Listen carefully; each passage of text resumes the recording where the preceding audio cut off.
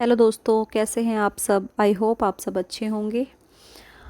तो जैसा कि आप जानते हैं कि कल हमने प्रीवियस ईयर क्वेश्चंस डिस्कस किए थे, बट हमने 26 क्वेश्चंस तक ही कवर किए हैं। तो बाकी के क्वेश्चंस को हम आज कंटिन्यू करेंगे। तो चलते हैं आज के फर्स्ट क्वेश्चन की ओर।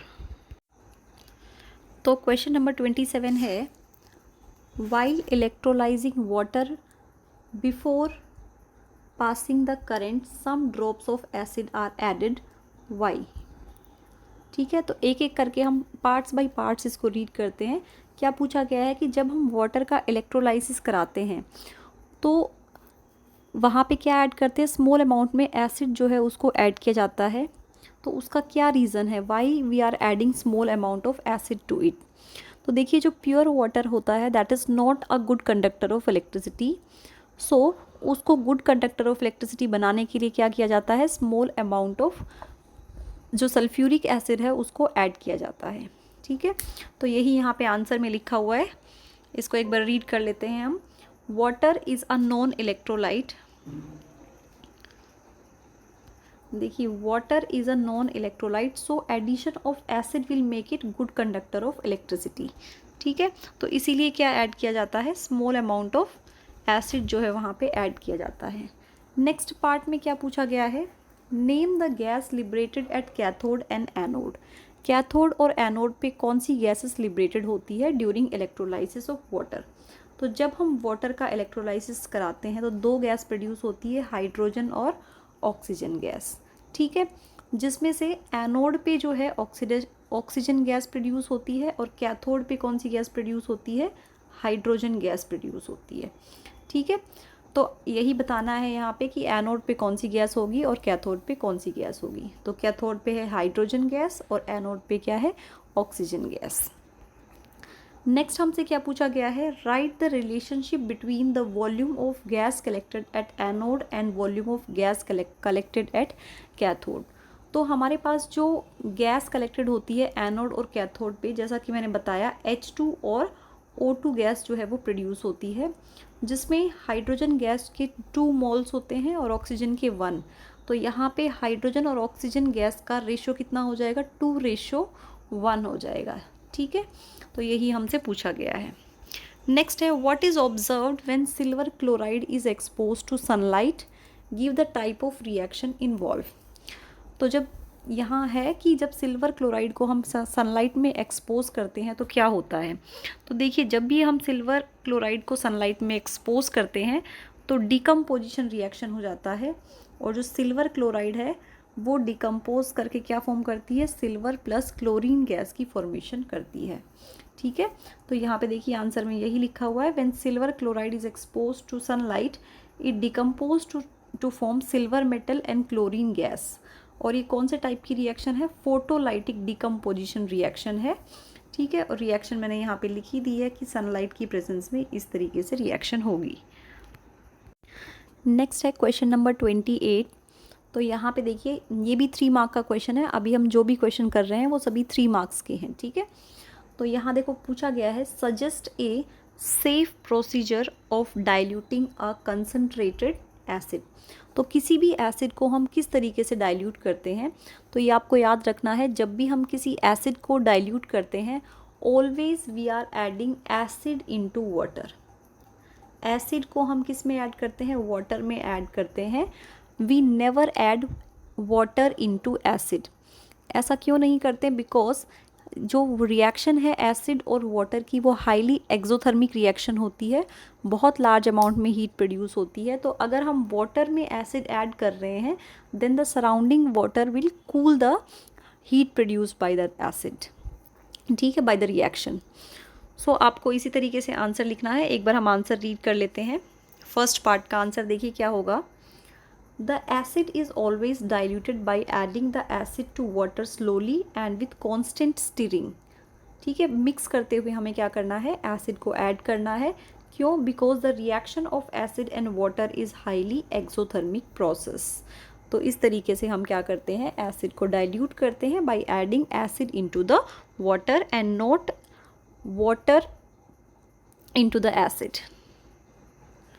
Next part है second part, name the salt formed when sulphuric acid is added to sodium hydroxide, ठीक है, and also write its pH। देखिए क्या पूछा गया है यहाँ पे कि अगर हम सल्फ्यूरिक एसिड को, सल्फ्यूरिक एसिड का फॉर्मूला क्या होगा H2SO4, if we are adding NaOH, अगर हम इसमें NaOH ऐड करेंगे तो कौन सा हमारे पास सोल्ट फॉर्म होगा। तो देखिए यहाँ पे कौन सा सोल्ट फॉर्म होगा Na2SO4, सोडियम सल्फेट जो सोल्ट है वो हमारे पास फॉर्म होगा, ठीक है। साथ में क्या है, वाटर भी प्रोड्यूस होता है। तो सबसे पहले तो हमसे पूछा गया नेम द सोल्ट प्रोड्यूस, तो सोल्ट कौन सा प्रोड्यूस हो रहा है, सोडियम सल्फेट सोल्ट जो है वो हमारे पास प्रोड्यूस हो रहा है, एंड राइट इट्स pH, और हमसे pH भी पूछी हुई है यहाँ पे। तो देखिए कोई भी अगर एसिड आपको, कोई भी सोल्ट अगर आपको दिया हुआ है, हमें पता है every salt is made up of acid and base, किससे मिलके बना होता है, एसिड और बेस से मिलके बना होता है। और अगर दोनों ही स्ट्रॉन्ग है, स्ट्रॉन्ग एसिड और स्ट्रॉन्ग बेस अगर हमें दिए हुए होते हैं तो कैसा सोल्ट फॉर्म होता है, न्यूट्रल सोल्ट फॉर्म होता है। तो ये सोल्ट भी कैसा होगा, न्यूट्रल सोल्ट होगा, क्योंकि सोडियम हाइड्रोक्साइड भी स्ट्रॉन्ग बेस है एंड सल्फ्यूरिक एसिड भी क्या है, स्ट्रॉन्ग एसिड है। सो न्यूट्रल सोल्ट है तो इसका pH क्या होगा, its pH is nearly equal to 7। तो अप्रोक्सीमेटली 7 के अप्रोक्स क्या हो जाएगा, इसका pH हो जाएगा। थर्ड पार्ट है dry HCl gas does not change the colour of dry litmus paper, why. तो कभी भी अगर ड्राई HCl में अगर हम लिटमस टेस्ट करते हैं तो जो कलर है लिटमस पेपर का वो चेंज नहीं होता। उसके पीछे क्या रीज़न है, क्योंकि ड्राई स्टेट के अंदर कोई भी सब्सटेंस अगर हमें दिया हुआ है वो आयंस प्रोड्यूस नहीं करता है, it always produce ions in aqueous solution, ठीक है। तो अगर आयंस प्रोड्यूस नहीं होंगे तो वो एसिड की तरह बिहेव नहीं करेगा, क्योंकि देखो अगर ये डिसोशिएट होता है H+Cl नेगेटिव आयंस, यानी कि अगर H+ आयंस बनेंगे तो ही हम क्या कह सकते हैं, इसको एसिड कह सकते हैं, ये एसिडिक प्रॉपर्टी शो करेगा। But if it is not releasing H+ ions it does not show the property of acids. तो ड्राई स्टेट में H+ आयंस रिलीज नहीं होते हैं तो ये एसिड की तरह बिहेव नहीं करता, so it does not give litmus test also. इसको हम रीड कर लेते हैं, किस तरीके से लिखेंगे, देखिए the colour of litmus paper changes only in the presence of ions. Yes, the color of litmus paper changes only in presence of ions. In dry state HCl does not dissociate to give ions, so no change in color of litmus paper, ठीक है। तो इस तरीके से अगर आप लिखेंगे तो आपको जो है कंप्लीट जो है आंसर हो जाएगा आपका और आपको पूरे मार्क्स मिल जाएंगे। नेक्स्ट क्वेश्चन है, नेक्स्ट क्वेश्चन हमें दिया हुआ है how does paramecium obtain its food. तो पैरामीशियम जो है वो अपना फूड किस तरीके से ऑब्टेन करता है ये हमें बताना है। तो देखिए आंसर क्या होगा, paramecium take its food at a specific spot by endocytosis, जैसे अमीबा में होता है उसी तरीके से यहाँ पे भी क्या है, पैरामीशियम भी जो है अपना फूड ऑब्टेन करता है। Food is move to this spot by movement of cilia. देखिए अमीबा में क्या होता है, स्यूडोपोडिया होते हैं, वैसे ही पैरामीशियम में क्या होते हैं, सीलिया प्रेजेंट होते हैं, कुछ हेयर लाइक स्ट्रक्चर्स प्रेजेंट होते हैं जिनकी वजह से जो फूड है वो क्या करता है, एंटर करता है इनसाइड द बॉडी। तो ये आपको याद रखना है, ठीक है। नेक्स्ट जो पार्ट है, second part, list the role of each of the following in our digestive system. तो आपको इन सभी का फंक्शन बताना है, डाइजेस्टिव सिस्टम में इन सब का क्या फंक्शन है। तो ए है हाइड्रोक्लोरिक एसिड। देखिए हाइड्रोक्लोरिक एसिड का फंक्शन क्या होता है, it is use to kill the germs, ठीक है, जर्म्स को किल करने के लिए देखो यूज़ होता है। और दूसरा क्या है, इट मेक्स द फूड आएगा यहाँ पे, it makes the food medium acidic to activate enzyme pepsin. जो एंजाइम है पेप्सिन उसको एक्टिवेट करने के लिए क्या है, जो कंप्लीट मीडियम है उसको वो एसिडिक बना देता है, ये भी ध्यान रखना है।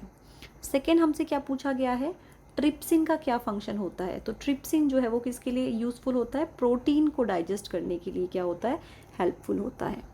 सी है मस्कुलर वॉल ऑफ स्टमक। जो स्टमक की मस्कुलर वॉल है वो किस में हेल्प करती है। तो देखिए the muscular wall of stomach help the muscular wall of stomach help in mixing the food, किस में हेल्पफुल होती है, मिक्सिंग द फूड, फूड को मिक्स करने में thoroughly with the more digestive juices, ठीक है, जितने भी डाइजेस्टिव जूसेस हैं उनके साथ फूड अच्छे से मिक्स हो पाए ताकि जो डाइजेशन है वो अच्छे से हो पाए। तो यही क्या है, फंक्शन है मस्कुलर वॉल ऑफ स्टमक का। नेक्स्ट क्या है, सलाइवरी अमाइलेज। तो सलाइवरी अमाइलेज का देखिए क्या फंक्शन होगा। सलाइवरी अमाइलेज में एक एंजाइम होता है जिसको, सलाइवरी अमाइलेज जो है वो एक एंजाइम है जो कि कहाँ प्रेजेंट होता है, सलाइवा में प्रेजेंट होता है, ठीक है। सलाइवा में कौन सा एंजाइम होगा, सलाइवरी अमाइलेज, और इसका काम क्या होता है, जो स्टार्च है उसको कन्वर्ट कर देना शुगर में, ठीक है। स्टार्च के डाइजेशन में क्या होता है, ये हेल्पफुल होता है। नेक्स्ट देखिए क्वेश्चन नंबर 29 में ही एक चॉइस में एक और क्वेश्चन दिया हुआ था, और क्वेश्चन अगर आपको वो क्वेश्चन अच्छे से नहीं आता तो आप इसको भी अटेम्प्ट कर सकते थे। तो यहाँ पे देखिए क्या दिया हुआ है question, what is double circulation. Double circulation क्या होता है ये पूछा हुआ है। तो इसमें हम क्या लिखेंगे, देखो, it is the process during which blood passes twice through the heart. ये वो प्रोसेस है जिसमें हार्ट में से ब्लड क्या है 2 टाइम्स पास होता है ड्यूरिंग 1 कंप्लीट साइकिल, ठीक है। यहाँ पे 2 तरह का सर्कुलेशन देखिए कौन कौन सा है, सिस्टमिक सर्कुलेशन और and other one is pulmonary circulation. 2 types का सर्कुलेशन होता है। सिस्टमिक सर्कुलेशन में क्या है, blood is circulated to body parts. जब ब्लड बॉडी पार्ट्स में सर्कुलेट हो रहा है तो उसको हम क्या बोलेंगे, सिस्टमिक सर्कुलेशन। पल्मोनरी सर्कुलेशन में क्या होता है, blood is supply to the lungs. जब लंग्स को ब्लड सर्कुलेट होता है तो उसको हम बोलते हैं पल्मोनरी सर्कुलेशन। तो ये आपको ध्यान रखना है। नेक्स्ट जो पार्ट है, सेकेंड पार्ट, उसमें क्या पूछा है, why is the separation of right side and left side of the heart useful. तो दोनों पार्ट जो लेफ़्ट और राइट साइड है हार्ट के, उनको सेपरेट करने की नीड क्यों होती है, उनको सेपरेट करने की नीड इसीलिए होती है ताकि ऑक्सीजनेटेड और डीऑक्सीजनेटेड ब्लड है उसको ईजिली सेपरेट किया जाए, सो दैट सेपरेट करने से देखिए क्या होगा, मोर ऑक्सीजन जो है वो सप्लाई होगा, ठीक है। और मोर ऑक्सीजन सप्लाई होगा तो क्या है, मोर एनर्जी प्रोवाइड होगी किसी भी एनिमल को। तो हम इसको देखो किस तरीके से लिखेंगे, separation of right and left side of the heart help in separation of oxygenated and deoxygenated blood which allow more efficient supply of oxygen to the body cells. Large amount में ऑक्सीजन जो है वो मिल पाता है body parts को, ठीक है। Next जो क्वेश्चन पूछा हुआ है वो क्या है, how does it help birds and mammals. Birds and mammals में ये किस तरीके से हेल्पफुल होता है। तो इसका आंसर भी हम रीड कर लेते हैं। देखिए क्या होगा यहाँ पे, बर्ड्स एंड मैमल्स जो है वो कैसे होते हैं, वार्म ब्लडेड एनिमल्स होते हैं and they require more energy to maintain a constant body temperature, ठीक है। कांस्टेंट बॉडी टेम्परेचर मेंटेन करने के लिए उन्हें ज़्यादा एनर्जी चाहिए होती है। इसीलिए क्या है, जो सेपरेशन है, it provides availability of oxygen during respiration to generate more energy for thermoregulation, ठीक है। क्योंकि वो वार्म ब्लडेड एनिमल होते हैं तो उनको ज़्यादा क्या चाहिए होती है, एनर्जी चाहिए होती है ताकि कांस्टेंट बॉडी टेम्परेचर को वो मेंटेन कर पाएँ, ठीक है। तो आप इस तरीके से हर पार्ट का जो है अच्छे से रीड कर लीजिए और उसके बाद जो है उसका करेक्ट आंसर आपको लिखना है। चलते हैं नेक्स्ट क्वेश्चन की ओर, क्वेश्चन नंबर 30। तो नेक्स्ट क्वेश्चन में देखो क्या दिया हुआ है, define the following term in context of A diverging mirror. Diverging mirror देखिए कौन सा मिरर होता है, कॉन्वेक्स मिरर जो है उसी को हम क्या बोलते हैं, डाइवर्जिंग मिरर बोलते हैं, ठीक है। अभी तो कॉन्वेक्स मिरर से रिलेटेड हमें इन सबको डिफाइन करना है। फर्स्ट हमें किसको डिफाइन करना है, प्रिंसिपल फोकस को डिफाइन करना है। तो देखते हैं किस तरीके से हम इसको डिफाइन करेंगे। तो देखिए principal focus is the point on the axis of a mirror to which parallel rays of light appear to diverge after reflection from diverging mirror, ठीक है। देखो फोकस क्या होता है कि वो पॉइंट होता है जहाँ से जो parallel light ray of light है ऐसा लगता है कि वो क्या हो रही है, डाइवर्ज हो रही है आफ्टर रिफ्लेक्शन। उसको हम क्या बोलते हैं, प्रिंसिपल फोकस बोलते हैं, ठीक है। नेक्स्ट क्या पूछा गया है हमसे, फोकल लेंथ। नेक्स्ट हमें किसको डिफाइन करना है, फोकल लेंथ। तो फोकल लेंथ को देखो हम किस तरीके से डिफाइन करेंगे, the distance between pole of a convex mirror and principal focus is called focal length, ठीक है। वो डिस्टेंस जो किसके बीच में है, पोल एंड प्रिंसिपल फोकस के बीच की डिस्टेंस को क्या कहते हैं हम, फोकल लेंथ कहते हैं। बाकी देखो क्या यहाँ पे पूछा गया है, draw a label diagram to illustrate your answer. तो यहाँ पे आपको क्या बनाना है, एक डायग्राम भी बनाना है जिससे आपका जो आंसर है वो बिल्कुल क्लियर हो जाए। तो आप देखो किस तरीके से डायग्राम यहाँ बना सकते हैं। मैंने यहाँ पे ड्रॉ नहीं किया है, अभी आपके सामने मैं ड्रॉ करके दिखा रही हूँ। एक मिरर बनाना है आपको। कौन सा मिरर बनाना है, कॉन्वेक्स मिरर। देखिए ये कॉन्वेक्स मिरर है। अब यहाँ पे देखो पैरेलल रेज ऑफ लाइट आ रही हैं, ठीक है। अब आपको पता है कॉन्वेक्स मिरर कैसा मिरर है, डाइवर्जिंग मिरर है। तो यहाँ से क्या हो रहा है, ये डाइवर्ज हो रहा है। फॉर एग्जाम्पल इस डायरेक्शन में डाइवर्ज हो गया है, ठीक है। नेक्स्ट भी कोई भी रे आ रही है, दैट इज ऑल्सो डाइवर्जिंग। अभी देखो यहाँ पे जो है फॉर एग्जाम्पल आपका क्या दिया हुआ है, पोल दिया हुआ है, और यहाँ पे क्या है, फोकस है। तो जहाँ से भी ये आ रही है, इट अपीयर्स, देखो यहाँ से इस तरीके से ये डाइवर्ज होती हुई दिखाई दे रहा है। तो ऐसा लग रहा है कि फोकस से जो है ये लाइट रेज जो है वो क्या हो रही हैं, डाइवर्ज हो रही हैं, ठीक है। It appears like these light rays are diverging from the focus. तो उसी को हम क्या बोल देते हैं, प्रिंसिपल फोकस बोल देते हैं। तो इस तरीके का आप डायग्राम भी क्या करना है, आपको यहाँ पे ड्रॉ करना है। तो नेक्स्ट क्वेश्चन पे चलते हैं। सो हमारा नेक्स्ट क्वेश्चन क्या है, ये भी एक चॉइस क्वेश्चन है, ठीक है। क्वेश्चन नंबर 30 में ही एक चॉइस क्वेश्चन दिया हुआ है, तो इसको भी हम कर लेते हैं solve. An object of height 10 centimetre is placed 25 centimetre away from the optical centre of a converging lens of focal length 15 centimetre, ठीक है। Calculate the image distance and height of the image. तो यहाँ पे देखो आपको क्या क्या calculate करना है। एक तो आपको इमेज डिस्टेंस यानी कि v कैलकुलेट करना है। सेकेंड जो है यहाँ पे हमें height of the image calculate करनी है, यानी कि h डैश कैलकुलेट करना है। तो ये दोनों चीज़ें जो है हमें इस क्वेश्चन में कैलकुलेट करनी है। अभी देखो जो मिरर लेंस है वो कौन सा है, कन्वर्जिंग लेंस है, ठीक है। कन्वर्जिंग लेंस का मतलब क्या है, कॉन्वेक्स लेंस यहाँ पे दिया हुआ है। और यहाँ पे देखो क्या क्या दिया हुआ है, हाइट दी हुई है, हाइट ऑफ ऑब्जेक्ट कितनी दी हुई है, 10 सेंटीमीटर। u दिया हुआ है -25 सेंटीमीटर, और साथ में फोकल लेंथ भी दिया हुआ है 15 सेंटीमीटर। देखिए फोकल लेंथ यहाँ पे क्या होगा, पॉजिटिव होगा, क्योंकि ये कौन सा लेंस है, कॉन्वेक्स लेंस है। अभी हमें क्या करना है, यहाँ पे हमें लेंस फॉर्मूला लगाना है, 1/f is equal to 1/v minus 1/u, ठीक है। तो जैसे हम लेंस फॉर्मूला लगाएंगे तो लेंस फॉर्मूला से हम क्या कर सकते हैं, v को कैलकुलेट कर सकते हैं। यहाँ पे देखिए फोकल लेंथ दिया हुआ है, तो हम इसको इस तरीके से लिखेंगे 1/v is equal to 1/f plus 1/u। मैं एक बार दोबारा से इसको कर देती हूँ। देखो 1/v is equal to 1/f plus 1/u। जैसा कि हमने अभी देखा कि फोकल लेंथ कितना दिया हुआ है यहाँ पे 15 सेंटीमीटर, जो कि पॉजिटिव है, ठीक है। प्लस 1/u कितना दिया हुआ है, u इज़ 25 सेंटीमीटर, लेकिन इसको माइनस में लेना पड़ेगा, ठीक है, क्योंकि u जो है वो हमेशा कैसा होता है, माइनस होता है। अब देखो 15 और 25 को जब हम सॉल्व करेंगे तो हमारा एलसीएम आ जाएगा यहाँ पे 75, ठीक है। और यहाँ पे आएगा 3 माइनस, सॉरी यहाँ पे आएगा 5, यस 5 माइनस 3, तो यहाँ पे आ गया 2/75। तो v की वैल्यू क्या आ जाएगी, 75/2, ठीक है। और इसको अगर हम सॉल्व करेंगे तो क्या आएगा, यहाँ पे 37.5 आ जाएगा, 37.5। तो यहाँ से हमारी जो v की वैल्यू निकली है वो कितनी निकल जाएगी, v हमारा आ गया है 37.5 सेंटीमीटर, ठीक है। लेकिन हमें यहाँ पे क्या निकालना है, इमेज डिस्टेंस निकालनी है, एक तो v निकालनी है, तो v हमारा हो गया है 37.5 सेंटीमीटर। उसके अलावा हमें हाइट ऑफ इमेज जो है वो भी बतानी है। तो इमेज की हाइट निकालने के लिए हम क्या लगाएंगे, h dash by h is equal to v/u, ये वाला फॉर्मूला लगाएंगे।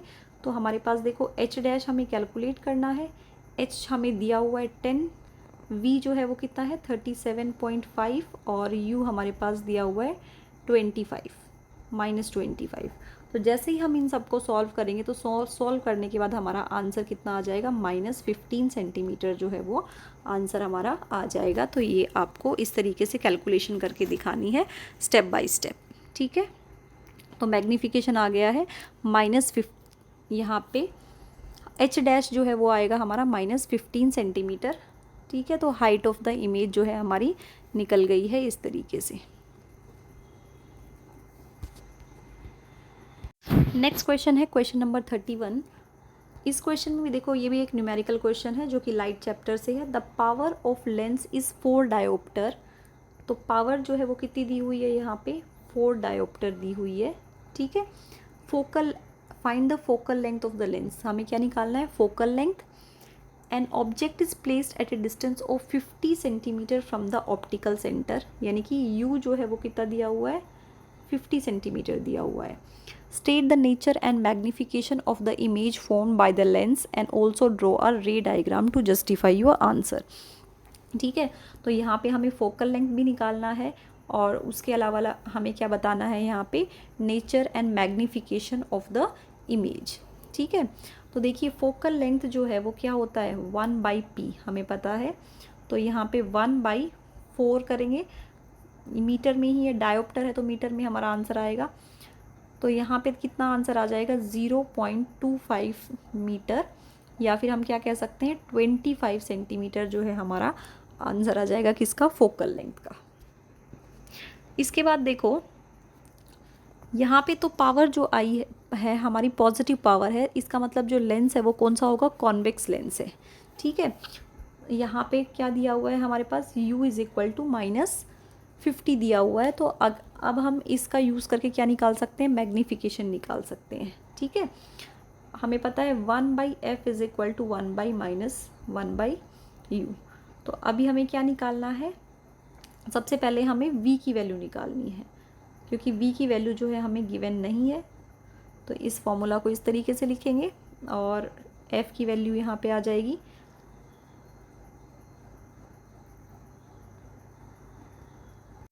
25, जो कि अभी हमने कैलकुलेट करके निकाली है, प्लस 1/u जो है हमें ऑलरेडी गिवन है 50, और u जो है हमेशा किस में होगा, माइनस में होगा। तो जब हम इसको सॉल्व करेंगे तो देखिए क्या आएगा, सॉल्व करने पर यहाँ पे एलसीएम आ जाएगा 50 और यहाँ पे 2 - 1। तो जो v की वैल्यू आ जाएगी यहाँ पे हो गया 1/50। So v is equal to 50 centimetre. जो v है हमारा कितना आ जाएगा, 50 सेंटीमीटर आ जाएगा। और अगर v 50 आ गया है तो अब हम मैग्नीफिकेशन निकाल सकते हैं, m is equal to v/u, यानी कि 50/-50। तो आंसर क्या आएगा, -1 आ जाएगा। ठीक है, तो यहाँ पे जो इमेज डिस्टेंस है वो कैसी हो जाएगी, पॉजिटिव, एंड मैग्नीफिकेशन कितना हो गया है, -1। इसका मतलब कैसी इमेज बनेगी यहाँ पे, real, inverted and same size जो है उसकी इमेज यहाँ पे फॉर्म होगी। नेक्स्ट क्वेश्चन है question number 32। Why is an alternating current considered to be advantages over direct current for long distance transmission of electric power. तो यहाँ पूछा हुआ है कि जो AC है उसको ज़्यादा प्रेफरेंस क्यों मिलती है, वो ज़्यादा एडवेंटेजियस क्यों होता है। तो देखिए आंसर क्या होगा यहाँ पे, alternating current can be transmitted over long distance at very high voltage and low amount of energy is lost during the transmission. यहाँ पे क्या है, एनर्जी लॉस नहीं होती है ट्रांसमिशन के time. When it reaches near the household, the voltage can be stepped down to restore required value of current। ठीक है, वोल्टेज क्या हो जाता है यहाँ पे, लो हो जाता है, ताकि जो करंट की वैल्यू है वो हमें मिल सके। ठीक है, but the voltage of DC cannot be step down, लेकिन DC के केस में ऐसा नहीं होता है। तो सबसे मेन इंपॉर्टेंट पॉइंट यहाँ पे क्या है, because low amount of energy is lost during this transmission. तो AC जो है अल्टरनेटिंग करंट है उसको क्या है, ज़्यादा एडवेंटेजियस माना जाता है। ठीक है, नेक्स्ट क्वेश्चन क्या पूछा गया है, how is the type of current used in household supply different from one given by a battery of dry cells. ठीक है, तो यहाँ पे जो करंट है जो हाउस होल्ड में यूज़ होता है किस तरीके से वो डिफरेंट है ड्राई सेल से। तो देखिए, the type of current used in household supply is alternating. House hold में हम कौन सा करंट यूज़ करते हैं, अल्टरनेटिंग करंट यूज़ करते हैं, जबकि जो बैटरी होती है ड्राई सेल की उसमें कौन सा करंट यूज़ किया जाता है, डायरेक्ट करंट यूज़ किया जाता है। तो ये एक डिफरेंस है, यहाँ पे हमसे डिफरेंस ही पूछा गया था। थर्ड पार्ट में हमसे क्या पूछा गया है, how does an electric fuse prevent the electric circuit. जो इलेक्ट्रिक फ्यूज़ है वो इलेक्ट्रिक सर्किट को कैसे प्रिवेंट करता है, and the appliances from a possible damage due to short circuiting और ओवरलोडिंग। ठीक है, ओवरलोडिंग से या शॉर्ट सर्किटिंग से हमें कैसे बचाता है। तो देखिए जो इलेक्ट्रिक फ्यूज़ होता है, electric fuse is made up of a certain material जिसका मेल्टिंग पॉइंट क्या होता है, लो होता है। मींस उसकी वायर जो है इस तरीके से होती है जिसका मेल्टिंग पॉइंट बहुत ही लो होगा। तो एक बार हम रीड कर लेते हैं, electric fuse is made up of wire of very low melting point. If there is current larger than specific value the temperature of fuse wire increases. ठीक है, तो जैसे ही हमारा हाई टेम्परेचर बढ़ जाएगा लार्ज करंट फ्लो होने की वजह से, तो टेम्परेचर जो है फ्यूज़ का वो क्या हो जाएगा, इंक्रीज़ हो जाएगा and melt to break the circuit, और मेल्ट हो जाता है और सर्किट जो है वो ब्रेक हो जाता है ताकि फ्लो ऑफ करंट जो है वो रुक पाए। ठीक है, और इससे जो है जितने भी इलेक्ट्रिकल अप्लायंसेस होते हैं वो सेफ़ हो जाते हैं। ठीक है, पूरी वायर के अंदर आग नहीं लगती है बल्कि जो है फ्यूज़ ही मेल्ट हो जाता है और सर्किट को ब्रेक कर देता है। इसी क्वेश्चन में देखो 32 क्वेश्चन में ही एक और में चॉइस क्वेश्चन दिया हुआ है, उसको भी हम कंटिन्यू कर लेते हैं। इसके बाद बाकी क्वेश्चन जो है हम कल डिस्कस करेंगे नेक्स्ट वीडियो में। तो देखिए चॉइस क्वेश्चन में क्या दिया हुआ है, for the current carrying solenoid as shown draw magnetic field lines and give reason to explain out of the 3 points A, B and C। तो यहाँ पे एक डायग्राम दिया हुआ था, तो देखिए मैं यहाँ पे बना देती हूँ किस तरीके से डायग्राम है। इस तरीके का एक डायग्राम दिया हुआ है जिसमें इस तरीके से करंट दिखाया हुआ है, और यहाँ पे हमें कुछ पॉइंट्स दिए हुए हैं। यहाँ पे है C पॉइंट, यहाँ पे B पॉइंट और यहाँ पे है अंदर A पॉइंट। ठीक है, ये एक सोलेनॉइड है जिसमें 3 पॉइंट्स दिए हुए हैं। A जो है वो कहाँ पे है, इनसाइड द सोलेनॉइड, B जो है यहाँ पे है और C जो है इधर टर्मिनल के ऊपर प्रेजेंट है। ठीक है, तो यहाँ क्या पूछा गया है, मैग्नेटिक फील्ड लाइंस ड्रॉ करनी है एक तो हमें। ठीक है, next what we have to do, next हमसे पूछा गया है explain out the 3 points A, B and C at which point of field strength is maximum at which point it is minimum. आपको बताना है कि कौन से पॉइंट पर जो फील्ड है उसकी स्ट्रेंथ मैक्सिमम होगी और कौन से पॉइंट पर क्या होगी, मिनिमम होगी। ठीक है, तो यहाँ देखो मैं बता देती हूँ, इनसाइड द सोलेनॉइड जो है हमेशा फील्ड स्ट्रेंथ क्या होती है, मैक्सिमम होती है। तो इनसाइड द सोलेनॉइड कौन सा पॉइंट है, A पॉइंट होती है, तो यहाँ पे क्या है, मैक्सिमम फील्ड स्ट्रेंथ होगी। ठीक है, और सेकेंड जो है मिनिमम कहाँ पे होगी, B पॉइंट पर। जो B पॉइंट है यानी कि ये वाला जो पॉइंट है यहाँ पे फील्ड स्ट्रेंथ क्या होती है, मिनिमम होती है, क्योंकि जो मैग्नेटिक फील्ड लाइंस होती है वो यहाँ पे बहुत ही लूजली पैक्ड कह सकते हैं हम, बहुत दूर दूर होती है, far away from each other होती है। तो आपने पढ़ा है कि जितने क्लोज़र मैग्नेटिक फील्ड लाइंस होंगी उतनी ही मैग्नेटिक फील्ड स्ट्रेंथ होगी। ठीक है, और यहाँ पे हमें इसके अलावा डायग्राम भी बनाना है कि किस तरीके का डायग्राम आप बनाएंगे सोलेनॉइड के अंदर। तो यहाँ पे आपको डायग्राम भी बना के दिखाना है कि करंट जो है वो किस तरीके से देखो इस तरीके से आप सोलेनॉइड बना सकते हैं, और उसके बाद जो है इसके अंदर मैग्नेटिक फील्ड लाइंस जो है वो इस तरीके से आप दिखा सकते हैं। ठीक है, ऐसे जो है हम डायग्राम भी बना सकते हैं मैग्नेटिक फील्ड लाइंस का। ठीक है, और ये हमेशा नॉर्थ टू साउथ क्या करती है, मूव करती है। और यहाँ पे देखिए डेंसिटी जो है यहाँ पे आप क्लियरली जो है बुक से क्लियर अच्छा डायग्राम बना सकते हैं। और यहाँ पे आप देखो एंड्स के ऊपर क्या है, जो मैग्नेटिक फील्ड लाइंस है वो क्लोजर आ रही है, लेकिन यहाँ पे मैग्नेटिक फील्ड लाइंस क्या है, कम है। तो यहीं पे हमारा B पॉइंट था, तो यहाँ पे क्या है, सबसे मिनिमम जो है स्ट्रेंथ प्रेजेंट थी। बट इनसाइड क्या है, मैग्नेटिक फील्ड लाइंस बहुत क्लोजर आ गई हैं, जिसकी वजह से इसकी स्ट्रेंथ क्या हो जाती है, इंक्रीज़ हो जाती है। ठीक है, तो आज की वीडियो यहीं तक, बाकी के जो क्वेश्चंस हैं उनको हम नेक्स्ट वीडियो में डिस्कस करेंगे।